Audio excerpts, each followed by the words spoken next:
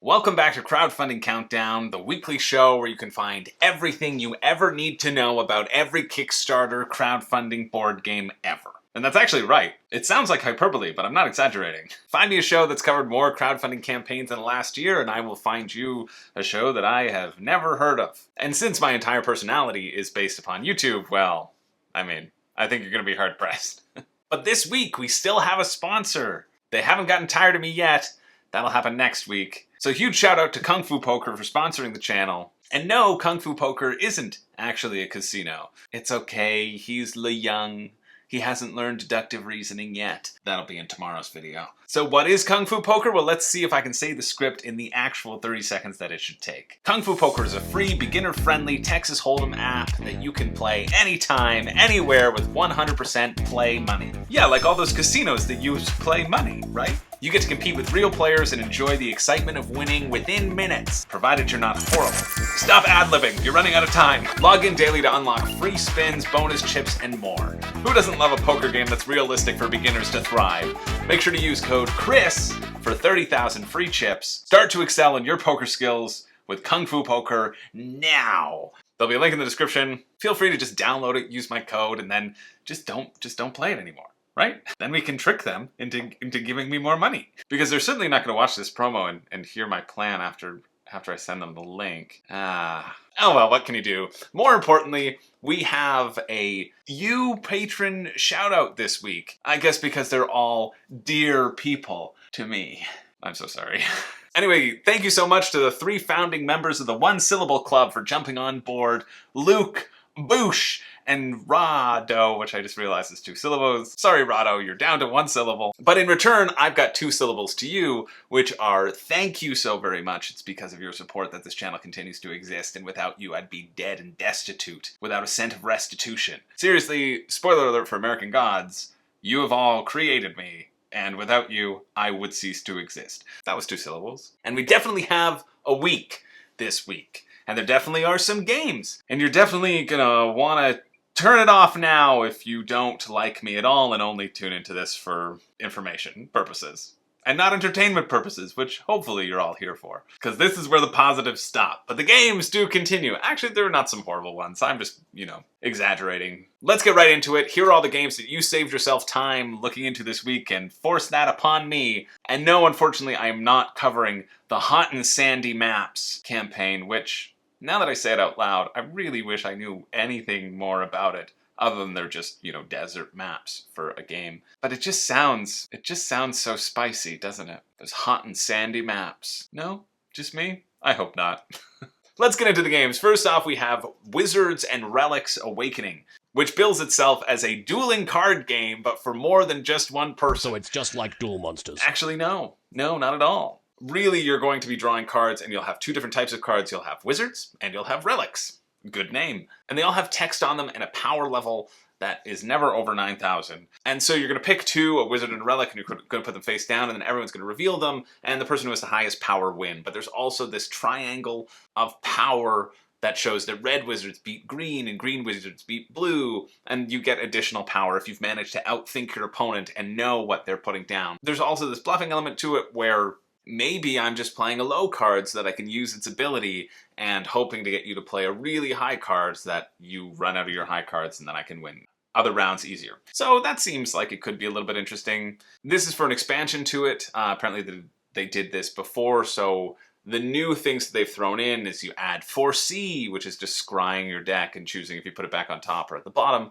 And also they've added in a new color of Wizard, which acts as everything, so it always has advantage and always has disadvantage towards people. So it seems okay. It's $29 US, $38 Canadian, $13 shipping to the US, $25 shipping to Canada. This is just not worth talking about at that price for something that's really quite basic. So I'm not gonna anymore, but if you happen to be interested, that actually finishes tonight. I missed it last week. I don't mean it like that. I'm very happy that they've done well. That finishes tonight at 8 p.m. Now next up, just quickly, we have the DMG mini painting system. And I only bring this up because I know there's a lot of mini painters out there and this might be interesting to you. I mean, it's certainly not interesting to me. The only mini painting system I need is to force them upon Zach and then text him every hour upon the hour until he finishes. No sleep for you until you paint that necromancer, Zachary. But this is sort of a modular painting system. It's just a bunch of wooden tiles that have magnets in them, so they clip together and you can arrange them in a really beautiful way to set up your paintings. And so all these tiles, they can hold your paint jugs, your paint brushes, your paint me like one of your French girls. Wait, no, that's something different. I mean, it's beautiful, it's gorgeous, but just like any sort of campaign that has wood that snaps together, and there's a Fabio joke in there somewhere, it's gonna be too expensive for me. It's like 20 bucks for one portion of wood, and while that might be a discount where Fabio is concerned, he's achieved worldwide renown now. His portions of wood are usually 10 times that much. Unless, of course, you're asked to be his playtester, in which you get them for free. I'm still waiting for my invite, Fabio. But it's pretty pricey when you look at the whole shebang. The little mini shelf to stack your minis on is like $70. And unless you're painting at a rich mahogany desk and want to display your color selection instead of how normal people do it, which is hiding in a closet with a headlamp so that their significant other can't realize how much plastic they really have in their life, well, then you might be interested in it. So if you are, check it out. Links down below. And that finishes tomorrow, August 30th at 12:59 p.m. Now, next up, we have something that refers to itself as special delivery, and it's really billing itself as a physical and digital crossover escape game style puzzle, which is all about surveillance and data protection. And this is just an escape game, but I do have major qualms with this video. The number one probably being that the spy clearly does not eject the USB drive before pulling it from the socket. And you wonder why your files are corrupted. That's not big data spying on you. That's not a scandal. That is user error. And then she's hacking this system this whole time, trying to hack into the mainframe, only to find an actual physical key under a coffee cup on the desk. So what was the point of the mainframe? To tell you that there's a key under the coffee cup? Why did she have to break into this mainframe server and go into the digital portion? And in fact, she didn't even break in, because if you remember at the beginning of the video, she uses her key card that clearly says her name, Anna, which we know is her name because the voiceover says, "Hi, my name's Anna Quinton, and I need your help." So she has permission to be there in this room. So then she probably put the key under the coffee mug herself, and she's just fooling you entirely. Maybe that's the twist. I think I spoiled the twist. Anyway, this is just an escape room. You're going to get some physical components, and there's going to be a digital element. The more I see of these, and I see quite a few that popped up on Kickstarter, and usually fund, the more proud I am of the little escape room, online escape room that me and my neighbor designed. Well, he designed the puzzles, I wrote the script, basically in the story, called Webscapade, which I always bring up when I talk about these things, because yeah, I think it's cool. So check that out if you're also interested in escape rooms or digital puzzles. This one, if you want that physical element, it's €40, $52 Canadian, and that's a lot. It's always kind of a crapshoot with these escape rooms that I worry about going in on them, but sometimes they can yield pretty fun results. Anyway, if you're interested in that one, that finishes Wednesday at 12:21 p.m. Now, next up we have a card game called Scattered Nexus. And this is a new collectible card game that has a new life cycle every year. Every year they're gonna get rid of 6 packs and put in 6 new packs. And you know what? You have to buy them because the developer said so. Your other packs, yeah, you could keep playing that game and mix them up however you want, but no. It's not in the rules. They're out of here. And this is a tough pitch. Like, I really like the art in this. I think that is usually the draw, but it's hard to want to start your own Magic the Gathering. And it feels really difficult to me. I see a lot of these, and I joke about that sort of dueling card game aspect, but I see a lot of these, I feel like I'm getting my TED Talk voice on. I see a lot of these that try to be the next big thing, but aren't necessarily doing anything to innovate the genre. And I think this might be going in the right direction because it's about the art, it's about the world, it's about engrossing yourself in the world. But when you pitch it as something that is going to have more cycle and you're only going to get to hold on to these cards for a year, why would I ever purchase something that has such an expiry date on it? This one is a little bit interesting because there is no mana curve.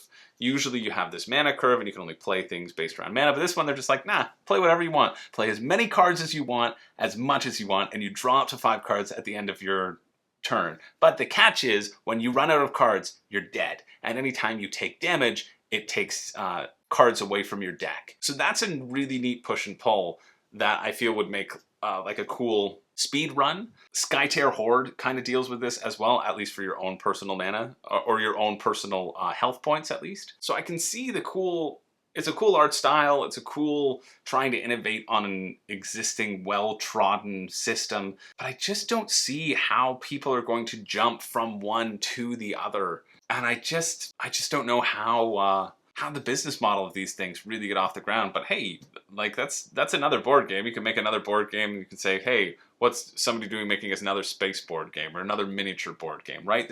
There's always going to be variations on the same system. But I don't know, I just see so many dueling card games. It usually feels like they're in at that lower tier of maybe it's people who knew the creator or that the creator managed to get to playtest, right? It's hard conveying the sense of this to a wider audience. I really think so. But hey, if it's been conveyed to you, check it out. That finishes Wednesday at 3:02 p.m. Done with that tangent, on to the next one. This is going to be a quick episode because there aren't many games with a lot of depth of mechanics that I really need to take the time to describe, which is good for you because then you don't have to listen to me as long. Anyway, next up we have a game called Guns or Treasure, because the name Guns and Ships was taken. Thanks a lot, David Diggs. But again, this is a pretty simple one mechanically to describe.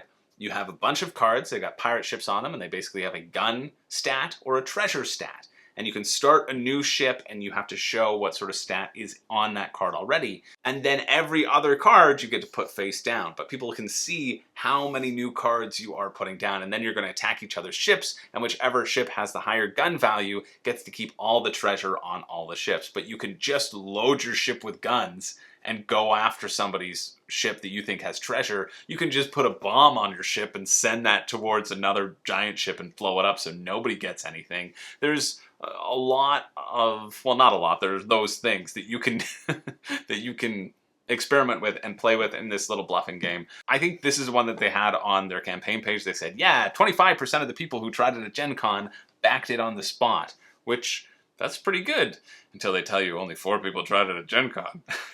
I'm just kidding. That's just a joke. I'm sure at least 8 tried it. I mean, it seems fine for a light bluffing game. It's not a horrible price point. It's $20 US, $27 Canadian. And the shipping's actually really good on this one. I think that's why people are buying it, because they're like, yeah, I'll take the chance at this game. $6 shipping to the US, $10 shipping to get to Canada. So it converts still to $41 Canadian to get to me. And I don't know, 26 feels like really the upper end on what you'd want to pay for this thing. But it seems fine.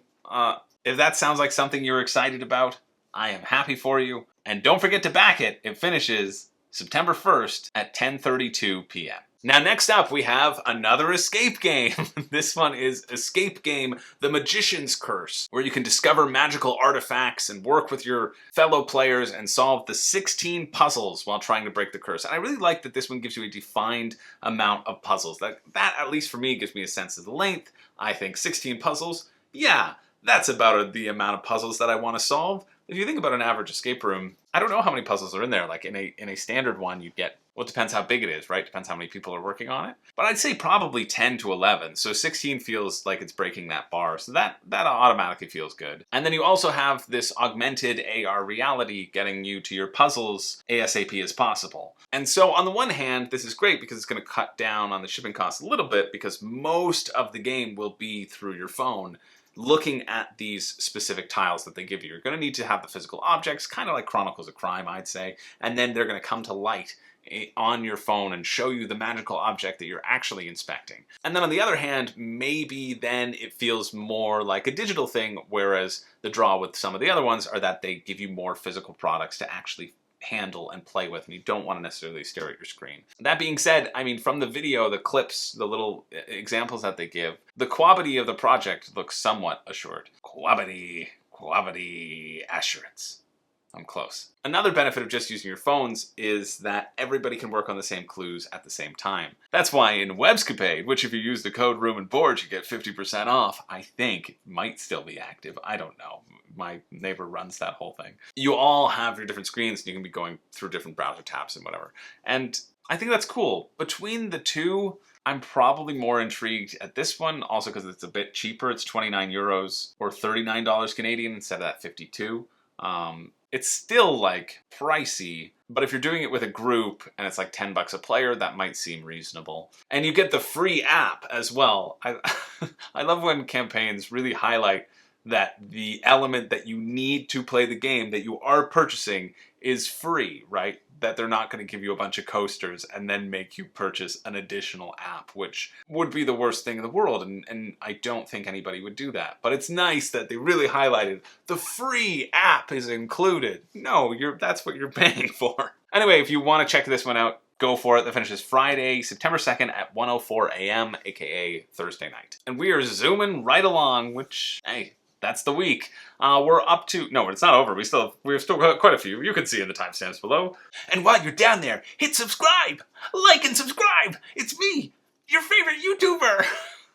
I'm sorry. I'll never do that again if... I'll just never do that again. I was gonna say if I get one subscriber. That's all I ask for. Just one. Anyway, this is a game called Abducktion is our next game, and they're absolutely killing it in terms of the funding right now. And why not? Who wouldn't want to play as interns on a UFO where you have to abduct ducks to please your evil boss Dave, who's working you to the bone? I mean, I don't give this out very often, but that's a 10 out of 10 theme. It's a very simple game. You're going to have a grid of ducks. You're going to play cards to swap positions of ducks, either on your own board or someone else's, or a combination of the two. And then you're trying to create little patterns, little polyomino shapes of a color of duck. When you do, you get to take that card, you score the points, and then your ducks go into a little UFO, which kind of is the highlight of the game. And they know it as well.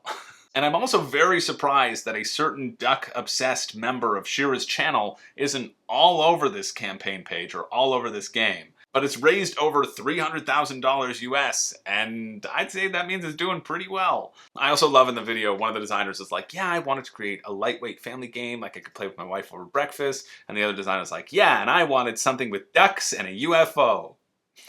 We know who's been pulling the brunt of the design labor. It's clearly the second guy. I think also why this is a hit, or seemingly hit, is that it's pretty cheap, 25 bucks US, $8 in shipping, or $18 to get to Canada. So again, that's like $43.50. It looks fun. The core of it really resonates with me. I mean, it's copied one of the greatest games of all time, which has you trying to create polyomino shapes on a grid before your opponents can make it there. And anything that gets inspired from, honestly, what's soon to crack into the BGG Top 100, as long as you all go rate bounce off a 10 on Board Game Geek. I'm still waiting and checking for its ranking to increase. You know, it gets a couple thumbs up in my books. So if that sounds fun to you, check it out. That finishes Friday, September 2nd at 11:59 p.m. Next up, we have a game called Barbaric. And this one, oof, I mean, it looks cool.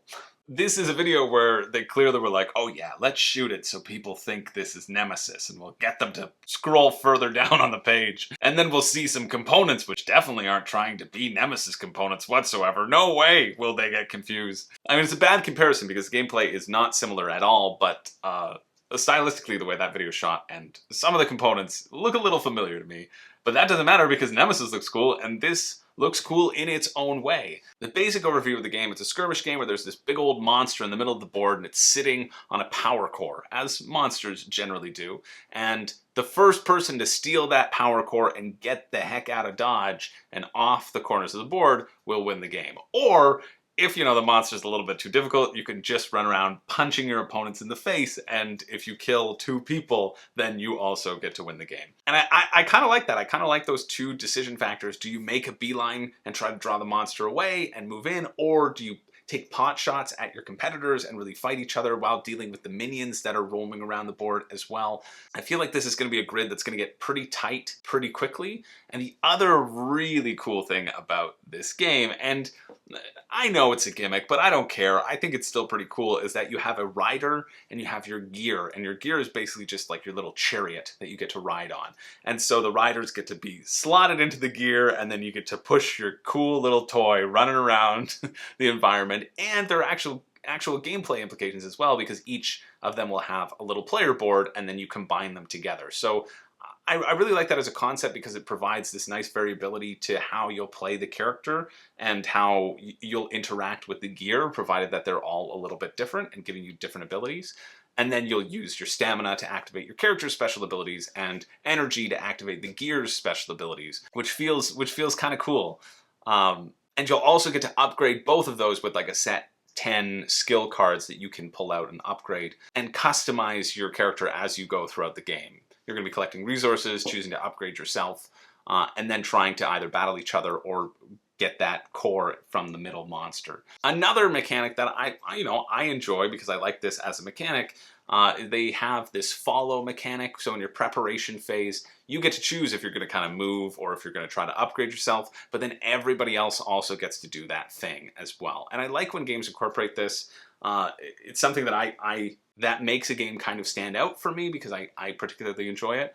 And I think it adds a really neat decision. It's not really going to change what you do, but it feels like it's going to change what you do on your turn. And so that is, that's kind of neat to consider. Should I make this action and will it benefit me more than benefiting somebody else as well? But to be honest, this is the sort of game that really activates my FOMO frothing at the mouth because these minis and the contents of the box look really neat. And then when they show you more and more in different core boxes, you have one for competitive and you have one that gives you a team versus team mode on a different map. That's its own complete core box. And then you have another expansion that gives you 2 more characters and 2 more gear. And so you could have 10 characters and 10 gear combinations. Wow, it seems like you need that instead of just the 4. It really activates that I need it all sort of dumb aspect of my brain that luckily I have you to talk at so that I can potentially calm myself down and seem like I have self-restraint because it's very expensive. It's $119 US for each core box. And that gives you 4 characters and 4 gear and 1 monster, and that's it. There's no real variability in that core box, and I think that's probably based upon cost, but it also feels like that will be the trigger to force you to want to spend more and get those other characters and then still pay for the same amount of stuff in the other box, like the core, the cubes that come in each one, for example. Altogether, it's $299 US, $397 Canadian, and then $42 shipping to the US for that big bundle, $62 shipping to get to Canada. It's $25 shipping just for a base core game for the US, and then $42 to get to Canada. It's just like an enormous price point. Even just that base pledge for me would cost me over $200. And when I say that out loud, it calms me a bit. Like, it looks like a fun game, but I need to remember I don't really play skirmish games. I'm just drooling at the minis that I won't paint, and I don't really play skirmish games, and it's over $200. So that helps me slow my roll. But this one does mechanically look interesting, and it's something that I would absolutely play and try. I just don't know if it's worth it for that price, like every game ever. But if you're interested in that one, check it out. That finishes Monday, September 5th at 10:39 a.m. Moving right along, we have our only campaign over on GameFound this week. It's Intergalactic Ace. It's just crossed the funding goal after like 28 days or however long their campaign was. And that's great. And in it, you compete to be the best Intergalactic Ace pilot by plopping 5 dead bodies of the ships that you've destroyed onto your own little wooden carcass.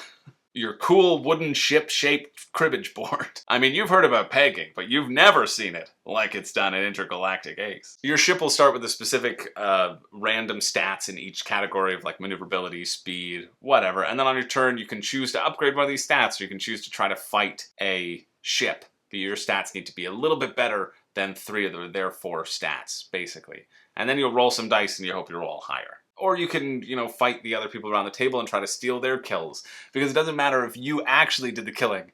It's just if you sneak into somebody's ship while they're sleeping and steal all of their heads and trophies, well, your boss isn't going to care. You came back with the trophies first. Which, tangent of the week, this is... I think this is very funny. Back when chat roulette was a thing, maybe it's still a thing, I don't know. I never was on it because I didn't need to see that many penises at that time of day. I'm not Fabio. But my friends were on it, and he had this owl mask that he would wear, my friend Ryan, and all he would do when somebody appeared, he'd say, "Bring me the head of Spider-Man!" And then he'd leave. And I just am so happy for all of those people who got to experience that wonderful implementation, probably the best way to use chat roulette. And it's something that I quote all the time, and nobody knows why. But now you do, so there you go. Bring the heads of Spider-Man, all 5 of them, to your intergalactic boss. Unfortunately, there's no real progression. You're just kind of rolling dice, and hoping you roll yours better. And you can even upgrade your stats randomly, which it doesn't really appeal to me. The wooden laser cut ships look cool. Like, I think that's what they're trying to sell you on, the little pegboards, but it's not really interesting enough to me to warrant the $34 US, $43 Canadian price tag that it's currently going for. But if you are interested in that, that's over on GameFound. I think somebody named Balix Badcliffe told me he'd pay me money every time I said the word GameFound in a video, so I'm just trying to do my part, right? No shilling here. Anyway, if you're interested in that, over on GameFound, that finishes September 2nd, GameFound. That's the 6th, GameFound, and finishes 2 a.m. on GameFound. Next up, we have a game called Cosmos Empires, and this is space-based. This is Catan. This is rolling dice and everybody getting the resource, or in this case, the money, if they have that specific number in their collection, in their tableau. And then you use that money to purchase cards, which will in turn get you more and more money. So you're probably going to get a lot of money depending on how many people you play it with, but you get 2 actions to purchase cards, or you can use one of those actions to adjust the die up or down. So you can change the range and potentially give yourself more money and the opponents less money. And, this seems fun. It's a very simple thing. The Kickstarter page I was ready to kind of pass on, honestly, because visually it doesn't look that impressive, but I think as a gameplay, this is a fun mechanic.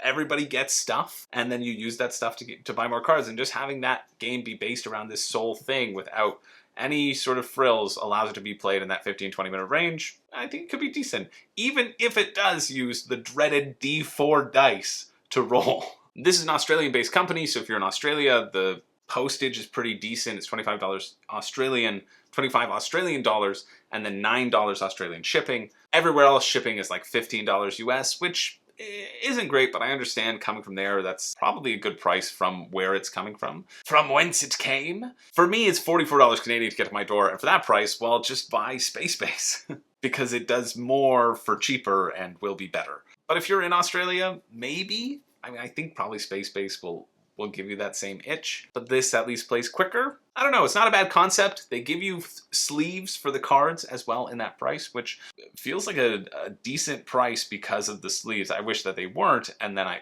could be cheaper, but it's not bad. That finishes Tuesday morning at 4:01 a.m. Check it out if you want. And moving on to the last game of the week, Bako Dig. And this is from the creators of Kaikoro, aka How I Learned to Kill a Kaiju and Start to Love Myself. Anyway, we've got this big old island filled with ancient relics and fossils, or also known as the Cayman Islands, and they are really striving to innovate on the right genre with the world's first Dig, which I always thought was going to be Dig Dug, the board game, but here we are. We found it with Bako. And now it is time to dig up the past. You hear that, Marlene? I'm airing all of our dirty laundry in public and there's nothing you can do about it. And just like our relationship, which was death by 1,000 cuts, in this one you get to poke holes in your opponent's paper. Basically the gameplay is you're going to roll 2 dice, everybody gets to draw 2 shapes of fences based upon the dice, each from 1 to 6 corresponds with a shape of fence that you get to draw. And so you get to draw these fences, and then at predetermined points during the game, you get to poke a hole in the sheet of paper of the person to your right or to your left, and to stop them basically from creating enclosures for the specific fossils that are going to be out. There's going to be 5 cards, there's 15 cards total. You're going to shuffle them up, there'll be 5 that you can create and discover over the course of the game and try to get points for. It's a $5 print and play, $7 if you live in Canada. I think Kaikoro was a little bit more interesting to me than this one, but you know what? On the second glance, as I talk about it, not just research it, it seems like it could be interesting. Maybe I just like my tangents better in Kaikoro, really, about how to kill a kaiju. That was one of my favorite bits. Yeah, that's what we'll do to finish off this crowdfunding countdown. Let's reminisce about a better episode. I know I've let you all down more than I let down Marlene. But if you are interested in that one that finishes next Tuesday, September 6th at 10:30 a.m., that's it. That is it for the week. That's all that there is, or at least all I could see this week. There even were a couple other ones, and I thought, well, they're not the cream of the crop like this batch, so they got cut. Yeah. So every week I do a pick for me and a pick for you, and I'm mad that I said doo-doo, but here we are. That's the, fitting for the week. I do have a pick for me this week. That pick for me is going to be Barbaric. I think the price tag is obscene and too much for what you're actually going to get. But it is a game that I would like to play and try, and I think it looks neat. And I think the minis look fun, and just snapping them together is going to feel fun, right? Is it going to feel $200 to $500 fun? Probably not. Those are the sorts of rates that only Fabio deserves, but I think it'll still I think it'll still be fun. So my pick for me is Barbaric. My pick for you is nothing. My pick for you is Splendor. Yeah, if you didn't see the other video, people love Splendor. I had a friend who just came over today and we played 4 rounds of it. Bing bang bong. Out of my entire shelf. She hadn't seen the video. I hadn't seen her. She lives in London.